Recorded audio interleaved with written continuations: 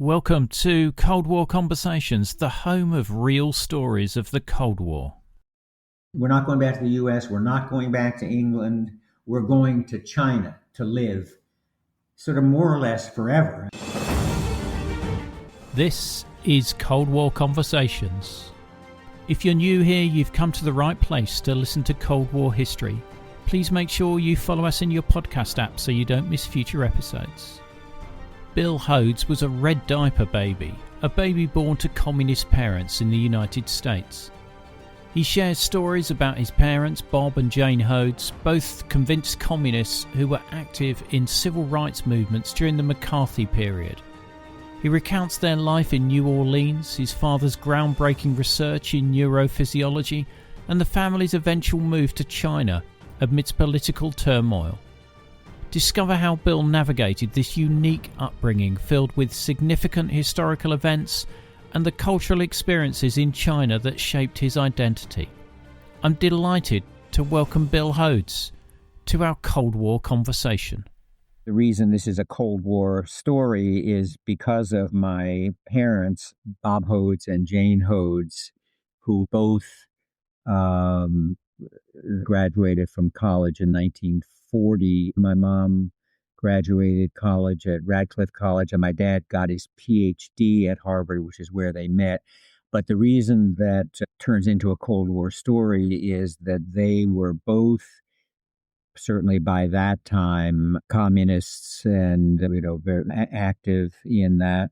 I was what we call, and my two siblings, brother and sister, were what we call red diaper babies. I was born in Philadelphia in December of 1943, and my sister Nancy was born in 1946. And then a couple years after that, we moved to New Orleans because my dad, who was a young up-and-coming neurophysiologist, got a job teaching at Tulane University. So we moved to New Orleans in, I think it was 47 or 48. And the third Hodes child, Peter Hodes, was born in 1950 in New Orleans.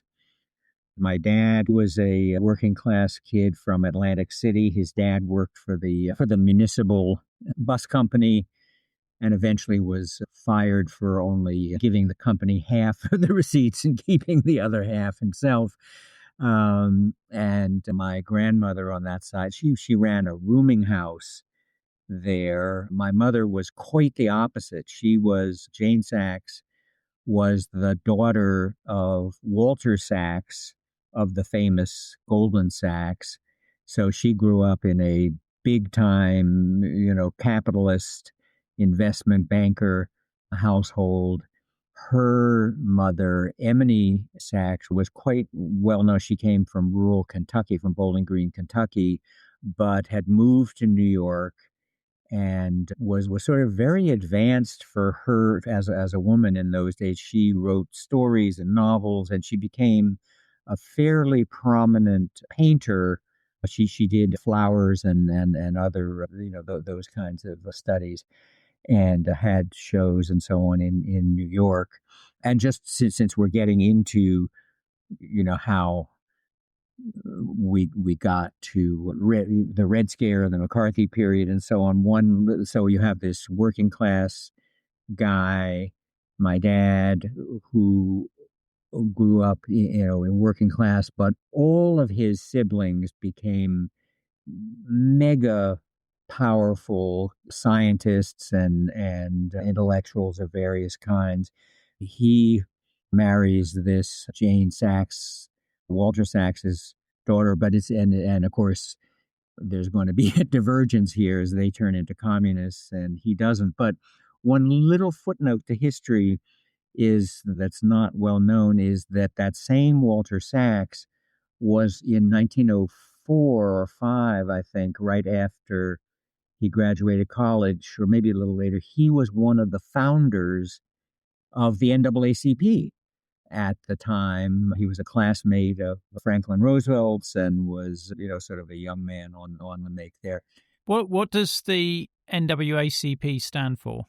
Oh, NAACP, I'm sorry, for the non-American. That's the National Association for the advancement of colored people, which was the originally the sort of the mainline civil rights group in the 1940s and 50s before the modern civil rights um, movement got started in the U.S. But all of that leads into where the Cold War story is going to start. We are ensconced in New Orleans.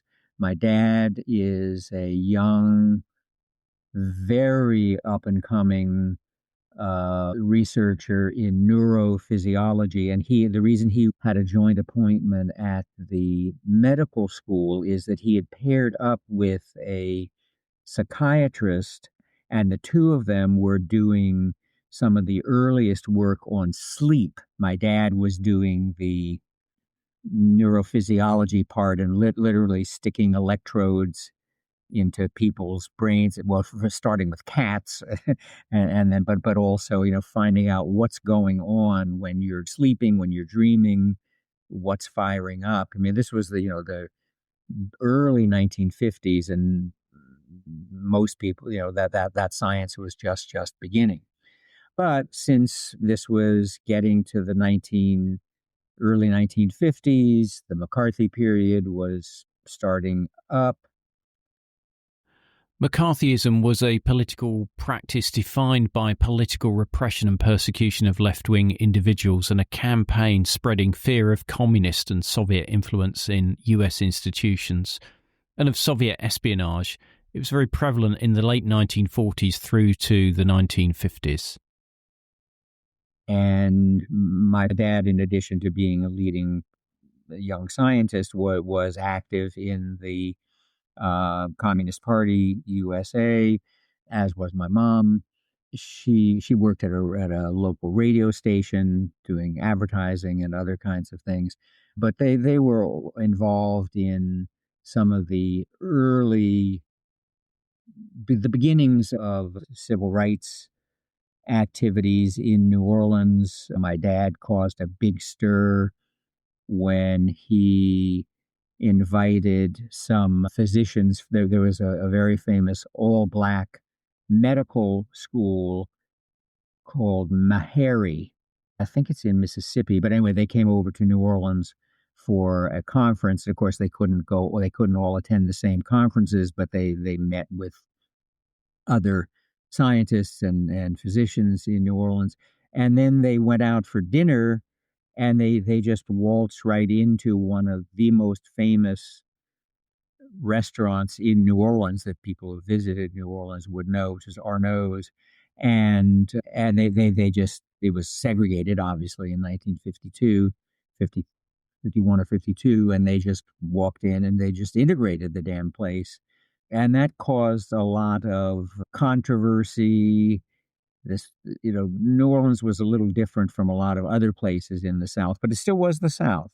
And so that, plus all sorts of things that my dad would say, or meetings that they would have at our house about opposition to the Korean War, or there was a petition. It was called the Genocide Petition. Again, an early civil rights activity in which basically there was a petition, I believe, to the UN claiming that the UN ought to look into the situation in the American South of blacks, that it was a form of genocide. And this is not too long after World War II. So it was very controversial. And so long and short of that is that for all of those things, just sort of, doing great science, but also, not being at all shy and very outspoken about his other interests, his political, very definitely left-wing interests. He came to the attention of whatever version of the McCarthy activities were going on at the state level as well as at the federal level in the U.S. And so in I think it was 52, he was sort of brought up on charges I guess you is what you would call it, in the department. And it was a little bit of a Kafkaesque kind of thing. Part of the friction was just relations with lab technicians, that my dad would dress people down, which is probably, I'm sure, was true. He was a very, very, very driven scientific researcher, wanted things done his way and so on.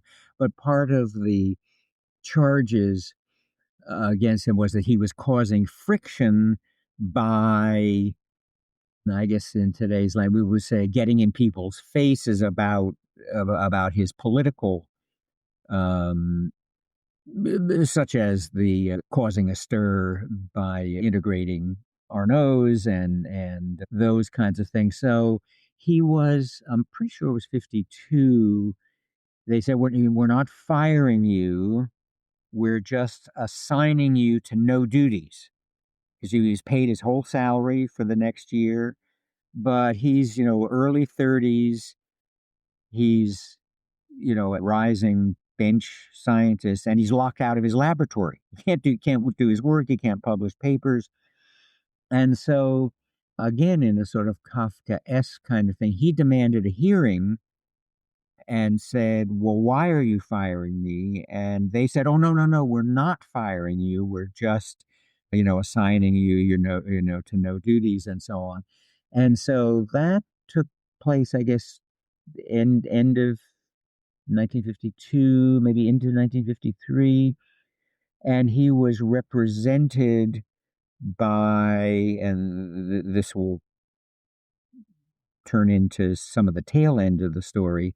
He was represented by a young, sort of populist, very, very local, very southern lawyer who was just a few years out of law school, who had been a young prosecutor. This guy, Ben Smith, later had his own private firm, where he had very small firm, um, where he had the first woman partner in New Orleans and the first black partner in any law firm in New Orleans. This was many years later. So he defended my dad at these university hearings, and you could sort of tell, reading when I later became a lawyer, which is also part of the story. I read the transcript many, many years later, and it was clear that my dad sort of wanted, in part, to make it a sort of a reverse political trial,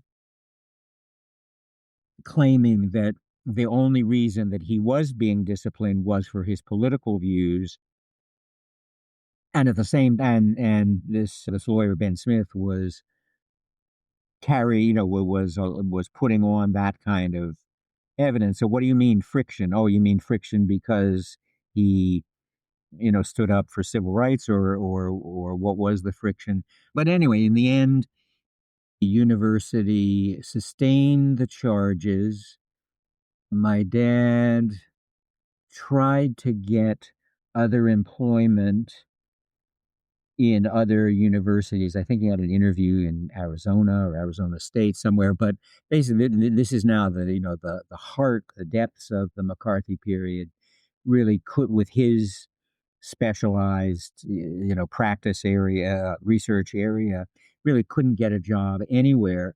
And so we ended up in the summer of 53, very hush hush, but we left as if for a vacation in the south of France, but actually to move temporarily, as it turned out, to England, where my dad continued his research for a year or so. Did you see much of your grandparents on your mother's side? Some, but not much. But by then, my grandparents had long since divorced.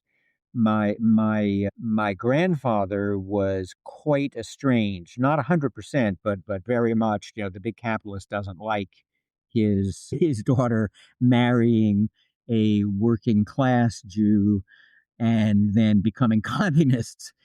But my grandmother on my mother's side, and I didn't know my paternal grandparents at all. Emily still lived in New York City on the Upper East Side. She was young enough, she was still painting. She was also giving lessons. And so I would see her. And in fact, just a tiny little connection of my best friend in high school when we were in New York City when we came back from China, which I'll get to. I got us only so far as to England, but we're on our way to China. When we came back, my best friend in high school, his father was a very prominent artist, Joe Salmon, and Joe was actually taking lessons from Emily. And so my high school chum and I, Paul Salmon, and I would actually go visit Emily, and she would take us out to lunch and stuff like that. But we didn't have any, sort of childhood, much connection really at all. What was home life like in New Orleans? Was your father bringing personalities back to home? If there was some kind of a meeting, Paul Robeson, I think, came and gave a concert, and he sort of stopped by for breakfast, or maybe there was a reception for him at our house. And Linus Pauling, who was the famous chemist and also lefty guy, probably not sure whether he was communist, but he was definitely good enough for the McCarthy period. He was involved in the peace, Stockholm peace petition, and so on. So there was always just a lot of political activity, a lot of breakfast table conversation about politics, even when we were pretty young, and yeah, people coming and going. Probably not at that point the Communist Party leadership, although that'll be part of my story later. But just in and out, there were always people like that coming and going, and it was very much an overtly left wing upbringing for sure. So you're now in England. Presumably, you go to school in England. What was that like for you? Well, at that point, it was like any young American whose parents are diplomats or scientists or whatever. I didn't fully know. I knew that there had been the trouble at Tulane. I thought we were there, sort of for like as if my dad was a visiting professor, and so it was sort of in that sense it was fairly normal. I played soccer or British football instead of American football as a kid. So I was at one point I was at just the regular local, you call it grammar school, I think. But then for the last quarter, I was at it was called the North Oxford Preparatory School, and I take it that is like where the Toffs in Britain would send their kids on their way to wherever they were going to go, sort of the equivalent of Choate and those for U.S. people. And it was certainly interested being in England and learning to be a devotee of Gilbert and Sullivan and going to theater. And I was getting a little older, so I could appreciate theater and some of the other cultural things in Britain, but it was fairly fleeting and what was not nearly as formative as the next 5 years that were to come in China. Absolutely. So when did your parents tell you that you were moving to China? I think we learned when we were on vacation in the south of France that we were going to go to England, not go back to New Orleans. And then when we were in England, we sort of weren't sure exactly, how long we were going to be in England, since we were obviously spending a whole school year not back in our old school in New Orleans. During that time, It's very clear in retrospect, that my parents were looking to emigrate, to escape McCarthyism, because they didn't think my dad would ever be able to get back in, or we didn't know how long it was going to last. And so, because he had, being a physiologist and having grown up, in the as Pavlov and the other Russian scientists, he had a affinity for the Russian scientific community, and he wanted to move and really sort of continue his career in the Soviet Union. Oh, and by the way, that was one of the things that was raised against him back in New Orleans. They said, you're a physiologist, you're teaching students, but you're always pushing this Russian Pavlov guy, namely Nobel Science Prize winner Pavlov. But they were definitely thinking of, and we the kids knew nothing about this, so they would go to the Soviet embassy, and they would, talking about what it would take. And I much later learned that the Russians said, yes, we'd love to have you. My dad he had translated, not Pavlov, but another Russian physiologist book, Bykov, into English. We'd love to have you, but they had a condition. I don't know whether it was for scientists generally or for everybody they did in those days, that in order to go, we would have to renounce U.S. citizenship. So it was 1950s.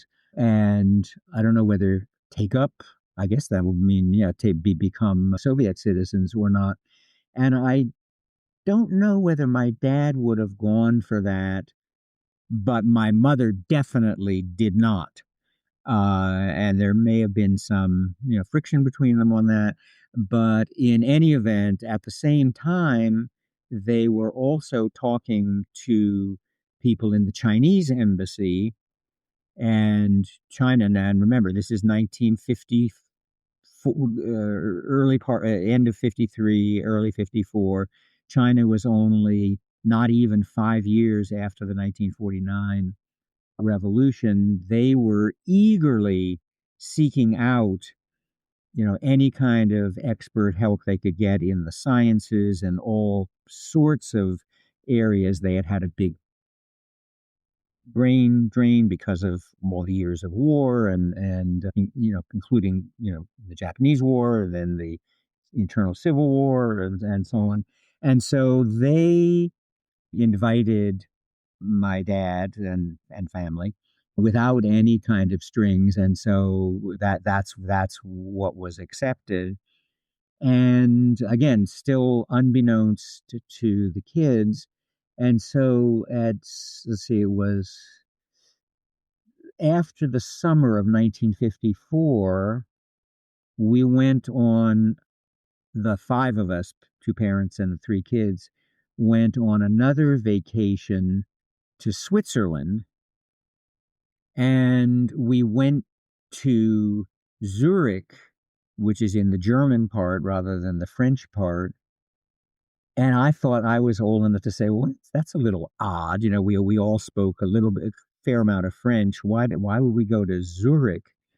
And it was, I think, when we got to Zurich that our parents told maybe first me, and maybe not even my two younger siblings, right away, no, we're not going back to England. We're not going back to the U.S. We're not going back to England. We're going to China to live, sort of more or less forever, as far as we knew.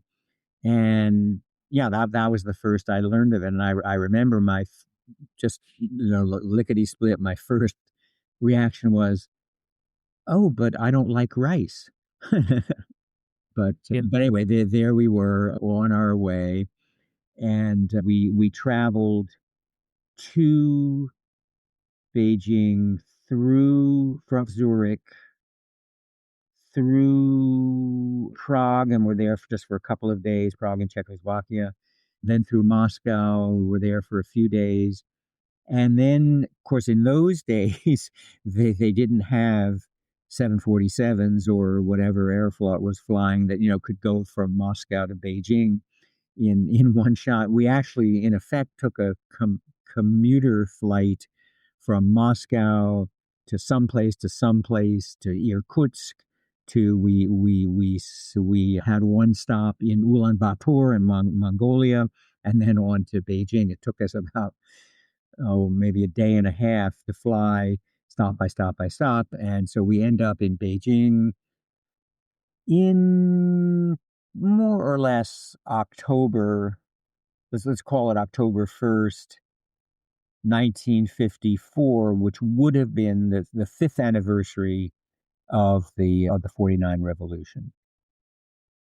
And what were your first impressions of China? It's hard now to separate first impressions from spending 5 years and then going back a few times, but it was very new, very few cars on the streets, hundreds of thousands of bicycles everywhere. There were traffic jams of bicycles. There were no skyscrapers, certainly, but even there were no apartment buildings higher than maybe 3 stories, maybe four. But I'm not sure that does it justice, because mainly it was just the newness. Here we are, we don't speak the language. We're young kids, and my brother was only 4.5 when we got there. And my sister was and I was only just about to turn 11. So we were really very young. And so what happened, what we did is they got us, I think we spent the first month or two in an old style Western hotel. And they decided to, since we were all so young, and even I, as the oldest, was only 11, they decided, since as far as we knew, we were still probably going to be Americans, but we were going to be long-term Chinese people living there, that we would learn Chinese immediately through the immersion method. So I went to a not far away from where we were, to a grade school. I think I started in the 5th grade, and I just sat in class in the regular thing, doing, the kids were doing the beginnings of algebra, whatever you do in 5th grade, and Chinese history. And of course, the kids had to learn how to read and write Chinese, which is not as easy as reading and writing English. And I just sat there and just took it all in, and I would play basketball or ping pong, on the playground, during breaks. And I just sat there and sat there. We did have a little bit of Chinese tutoring at home. And then I repeated 5th grade. And by the time the end of 5th grade came around and I went into 6th grade, I was completely fluent in Chinese speaking. And I was, I was reading and writing okay, because my peers, who were also 11 and 12 and just learning to read and write Chinese, were basically, I was close enough. And then I went on into high school, to junior high, first 3 years of junior high, before we went home in 59, which I'll get to. And yeah, I remember absolutely clearly, it must have been towards the end of my first go at 5th grade, that the teacher was teaching us fractions. And he got to eighths, 1/8, and so he asked the class, well, how many are there in one? And somebody said 3. And then he got around, and then he asked the class, how many eighths are there in one? And I raised my hand, And I said, first time I had ever said anything out loud, I guess. And he just, he just said, wow, Bill Hose is going to, the American kid is going to answer. And he definitely wasn't going to answer in English because there was nobody in there that spoke English. He said, how many eighths are there in a whole?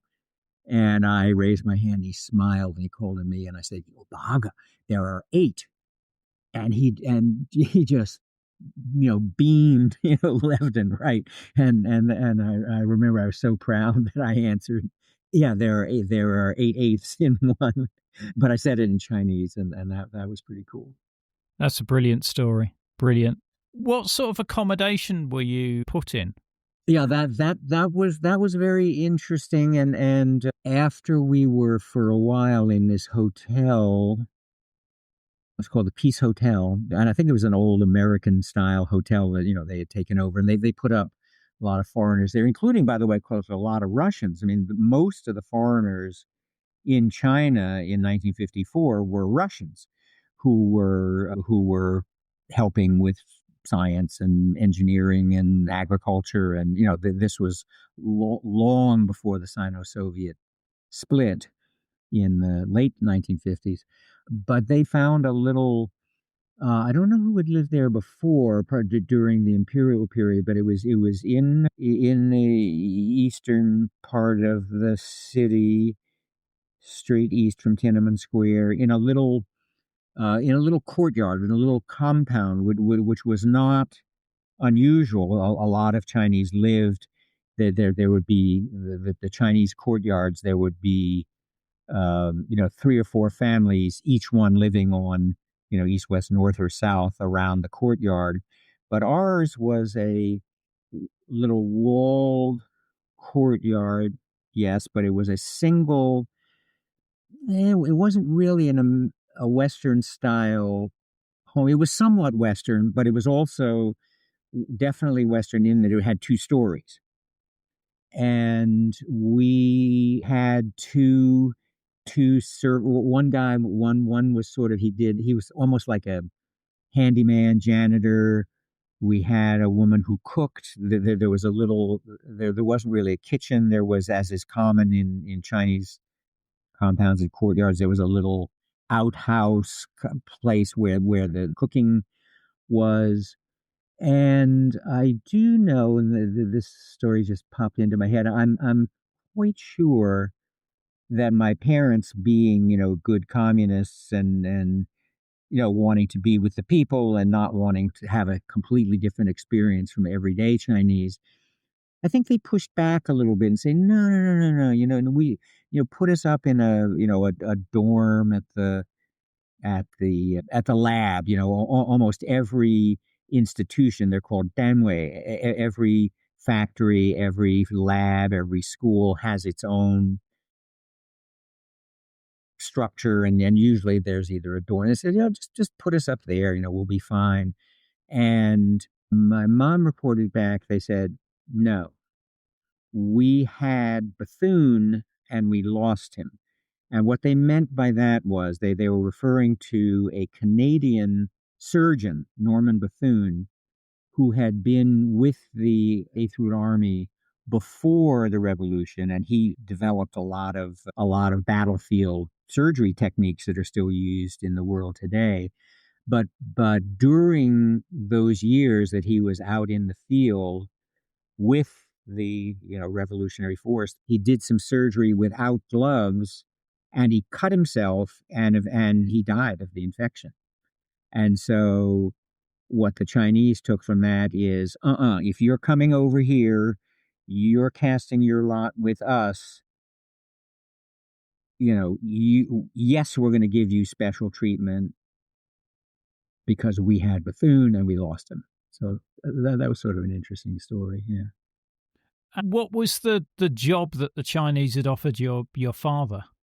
Oh, yes. So he was obviously going to continue the work that he had been doing at Tulane and at Oxford in neurophysiology, but he was going to be, the first kid on the block instead of, with a team growing stuff up. So they had already established or knew that he was going to work in a lab and this was definitely a Western style, although the architecture maybe wasn't, was a Western style hospital slash medical school slash research institution that had been set up before the revolution by, I think it was Rockefeller Foundation. It was called PUMC, Peking Union Medical College.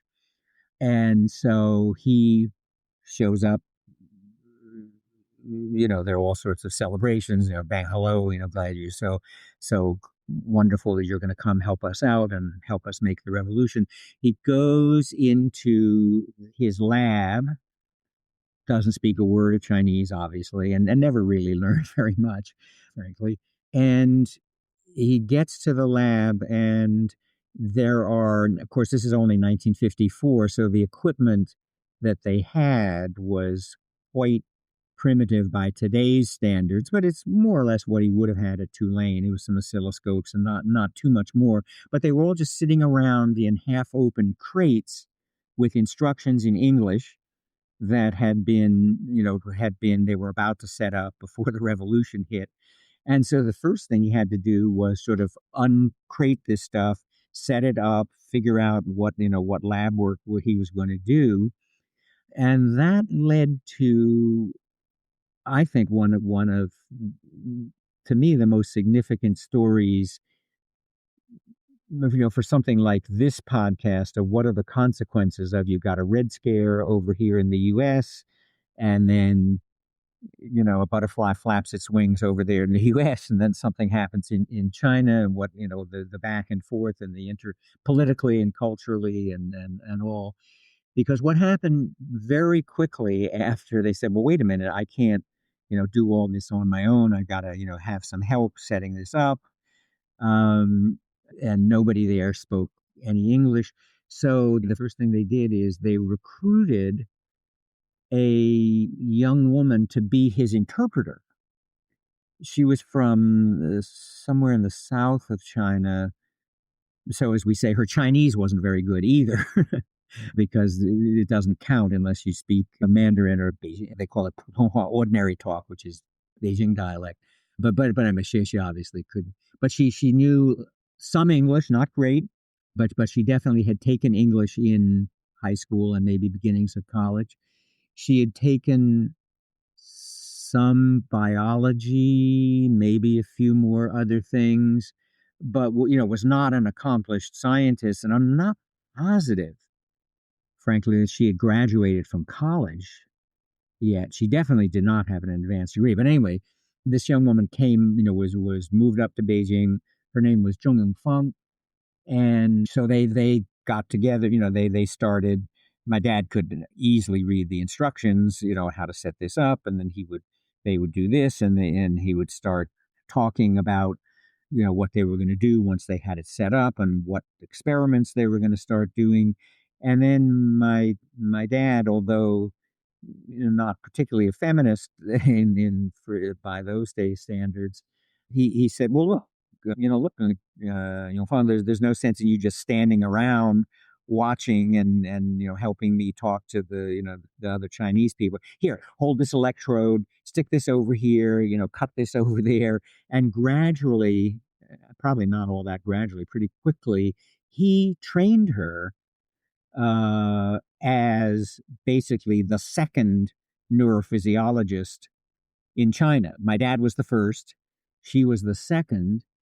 And then, many years later, after we had left, and many years after that, Zheng Fung became sort of the leading neurophysiologist in China, and the first female to be the head of the Chinese Academy of Sciences. So, I just think that's just such a great cross-cultural, scientific, historic story. And if I could let me jump ahead to finish off her part of the story, because it is kind of interesting. When we came back, and I'm sure we'll get to how it is that we came back to the U.S. in '59. When we came back in '59, we had trouble getting back in, or we had, I'll just call it passport troubles, because when we left the U.S., our passports were, good to go to France, good to go to Zurich, good to go to the U.K., but they were not good to go to China or the Soviet Union or Czech or Poland or anything like that. And by the time we were coming home, they had A, expired, and B, they had been misused by the government's lights. And so they had to pull, we somehow got visas that were good for sort of one-way direct transition back to the US only, and then the passports were dead. So we're back. We get to, I guess, JFK, which was then Idlewild. We're going through customs, and the guy looks at my dad's passport and sees, I think that the only thing in there is there's a stamp for when we went into England, the fence when we went into Zurich, and then there's sort of basically nothing, and then there's this visa. But they knew we were coming from China. And the guy said, "Oh, so what was that? A State Department mission, Doc?" And my dad, without missing a beat, said, "No, a medical mission." And the guy stamped and said, "Okay, so we're back in the U.S." My dad had arranged, in part because of his connections in the scientific field. He got a lab at Mount Sinai Hospital in New York, where my uncle was the top academic pediatrician in the country, and was able to smooth things over. And this was now 1959. It was easier to get back.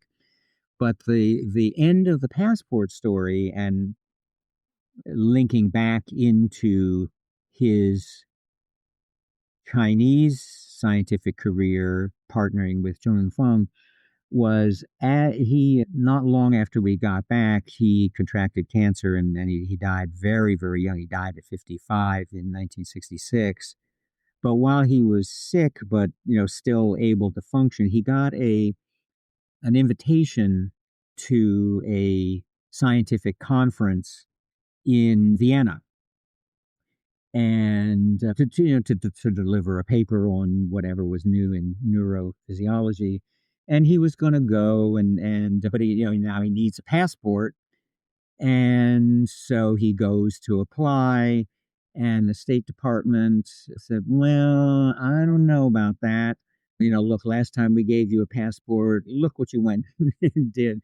And so our lawyer, who was an old-time Red from our Philadelphia days, and also family friend forever, one of our closest friends, and what was a movement communist lawyer. He wrote to the State Department and said, all right, I get it. So here's the thing, let me know by such and such a date, because have to get airplane tickets. But if you're not going to issue it, then we'll just have to send a message to the conference in Vienna and say, unfortunately, Professor Hodes is being held as a political prisoner in the United States, and so he's just going to send his paper over, and somebody else will read it. And they got the passport, like that. Brilliant. And so that's the passport story. But the end of the Zheng Fung story is that when he got to Vienna, and they were, people, they knew him as, Professor Robert Hodes, and they knew his early work in Tulane, and they were talking about other developments. And there was a whole bunch of papers that had been written by these two Chinese scientists. One was He, somebody, which was my dad's Chinese name, He De. Hodes, Hodes, they made it. He is one of the Chinese surnames. He De and Zheng Fung. So there were a whole bunch of papers by He and Zheng. And they were talking about these. And then suddenly it dawned on everybody, and all the other scientists there, oh my God, Robert Hodes is the same guy as Claude, and Fung is the woman who was the co-author on all of those papers. So when we spoke before, you gave me a number of great anecdotes. So I'd just like to go through those. So you were there during the Great Leap Forward, and there was a steel making campaign. Can you tell Right. me about that?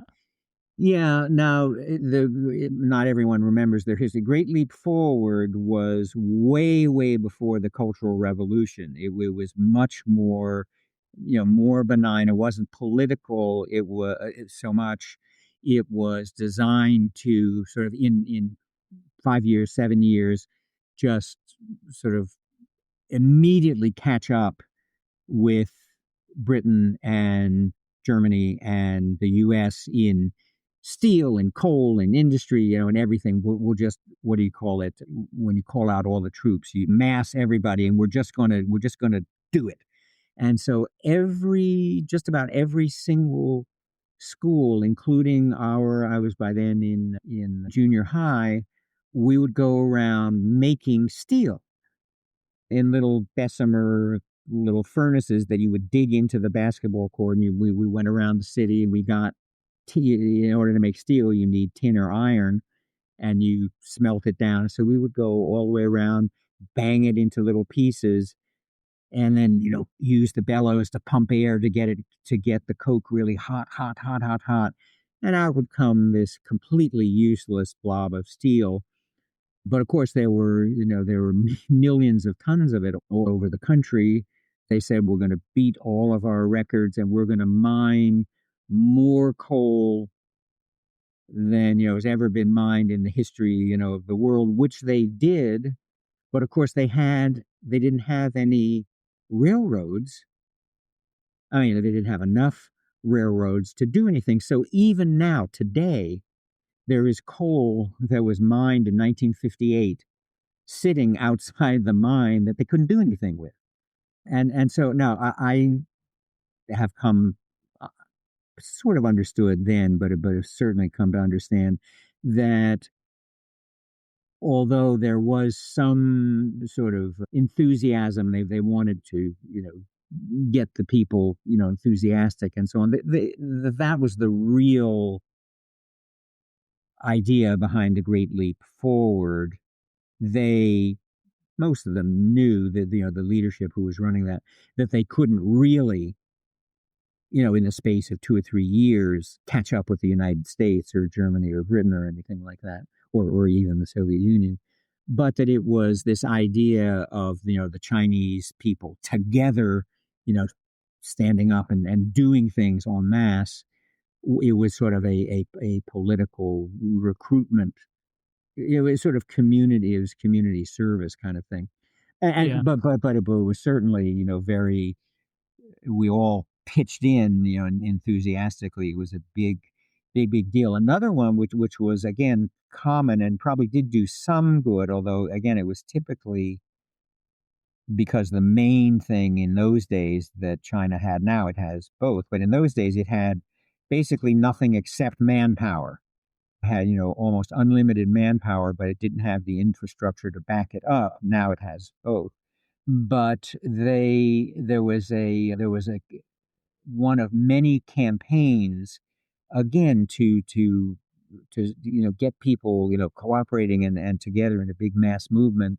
There was the eliminate the four harms campaign, the Sihai, and that was sparrows, mosquito. I forget what they were, but they were all things that were. It was a health. It was a mass health campaign. And one of the things was to stop spitting. That was a different campaign. People spit on the streets, not just in China, but in a lot of places.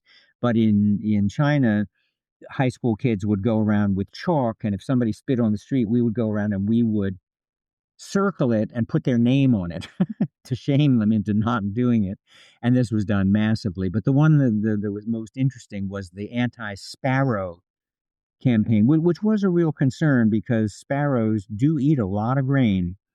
And China always has grain, all those people. It has surprisingly little arable land. A lot of people don't know that. It's a vast country, but really only on the East Coast can they really grow a lot of good crops. So the idea was to eliminate sparrows from basically the Northeast. And so the way we did it in Beijing, and I'm sure a lot of the other big cities, was they put aside a day or 2 days, probably just one big day, and starting at 5 in the morning, every single person from young kids to high school kids like us to people who were let off work, let off factories, they would just make noise, bang drums, bang pots and pans. And if you ever saw a sparrow, light down somewhere on a wall or on the street, you would go shoot them off, make noise. And eventually, sparrows by the hundreds of thousands just died of exhaustion.